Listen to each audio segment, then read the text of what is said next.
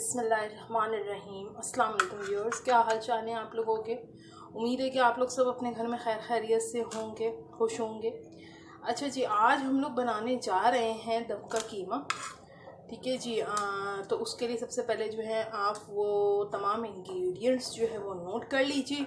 फिर उसके बाद मैं आपको उसका तरीक़ेकार बताऊंगी कि ये कीमा किस तरीके से आगे प्रोसेस में आएगा। ठीक है जी। सबसे पहले हम जो है वो लेंगे साबुत धनिया 1 चमची, जीरा 1 चमची, कुटी हुई मिर्च 1 चमची, पिसी हुई मिर्च 1 चमची, गरम मसाला आधा चमचा, चने 2 चमचे। ये मैंने कुछ हरी मिर्चें ले ली हैं 7 से 8 अदद। अच्छा, ये आपकी जो है मर्ज़ी पे है कि अगर आप ज़्यादा स्पाइसी पसंद करते हैं तो आप हरी मिर्चों की क्वांटिटी बढ़ा दें। अगर आप कम पसंद करते हैं तो आप हरी मिर्चें ओमिट भी कर सकते हैं और इसको कम भी कर सकते हैं। ठीक है जी। अब अदरक लहसुन मैंने लिया है 2 चमचे। ठीक है जी। ये तमाम हमारे हो गए हैं खुश्क मसाले। अब इसके बाद जो है हम आते हैं अपनी प्याज की तरफ। ये मैंने 2 दरमियानी साइज़ की जो प्याज है इसको मैंने स्लाइस कर लिया है। इसको मैं जो हूँ वो लाइट ब्राउन करूँगी, थोड़ी सी कुरकुरी। अच्छा जी, उसके अलावा जी हमारे पास है हरा धनिया और पुदीना। ये मैंने जो है 1 मुट्ठी भर के ले लिया है, आप अपने अंदाजे के मुताबिक ले लीजिएगा। अच्छा जी, दही है। उसके बाद हमारे पास आधा पाव कीमा जो है मैंने जी लिया है, 1 पाव बीफ का बारीक मशीन का पिसा हुआ।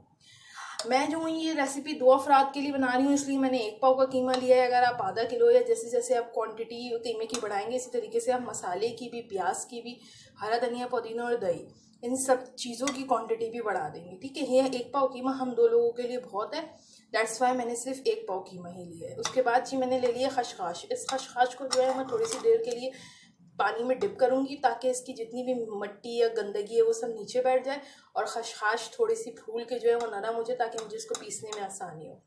ठीक है जी। अच्छा जी, इन तमाम मसालों को जो है वो मैं इस कीमे के साथ मैरिनेट करूँगी। तो हम चलते हैं अपनी रेसिपी के स्टेप्स की तरफ। आप लोग जो है वो मेरे साथ रहें ताकि ये मज़ेदार सा कीमा आप लोग देखें कि किस तरीके से तैयार होता है। और जो है ये कीमा जो है मैं सहरी के लिए बना रही हूँ, तो आप लोग भी इसे ज़रूर सहरी के लिए ट्राई कीजिएगा। ये बहुत मज़े का कीमा बनता है। इसे मैं सर्व करूँगी पराठों के साथ, रायता और चटनी के साथ।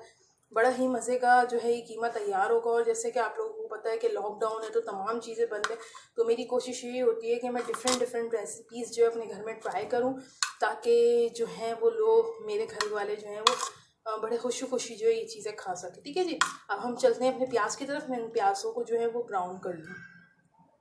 ठीक है जी। अब आप लोग ये देख सकते हैं, ये जो है मैं प्याज जो है ये फ्राई कर रही हूँ।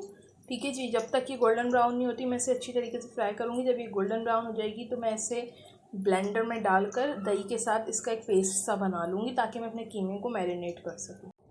व्यूअर्स, आप ये देख सकते हैं, ये जो है मैंने अनियन जो है वो अपने रेड कर लिए हैं। ठीक है। अच्छा, और मिक्सी के अंदर जो है मैंने यहाँ पे देखें आप, मैंने चने और अपनी खशखाश को डाल दिया है। अब इसे मैं बारीक पीसूँगी। ठीक है। अगर आप चाहें तो इसे सिलबट्टे पे भी पीस सकते हैं, लेकिन मेरे पास यहाँ सिलबट्टा मौजूद नहीं है, दैट्स वाई मैं जो है इसे अपनी मिक्सी में पीसूँगी। अच्छा जी, ये देखें, ये मैंने जो अपनी तली हुई प्याज और मैंने जो दही ली थी ना, इसको मैंने मिक्सी में पीस के इसको बारीक सा एक पेस्ट बना लिया है। ठीक है। अगर आप चाहें तो आप तली हुई प्याज जो है वो ऐसे भी ऐड कर सकते हैं, लेकिन मैंने जो है इसे पेस्ट बना के ऐड करूँगी। ठीक है जी। अच्छा जी, हमने जो तमाम अपने ड्राई मसाले लिए थे, खशखाश, चने, कुटी हुई मिर्च, पिसी मिर्च और जो है गरम मसाला, और चने, साबुत धनिया, ज़ीरा, मैंने इन सबको मिक्सी में पीसकर इस तरीके से एक बारीक सा पेस्ट तैयार कर लिया। ठीक है जी। और मैंने इसमें जो है वो एक नमक भी ऐड किया है, वो आप अपने टेस्ट के रिक्वायर्ड जो है ऐड कर लीजिएगा। ठीक है। उसको मैं थोड़ा सा रखना भूल गई थी। अच्छा जी, ये मेरे पास धनिया पुदीना है।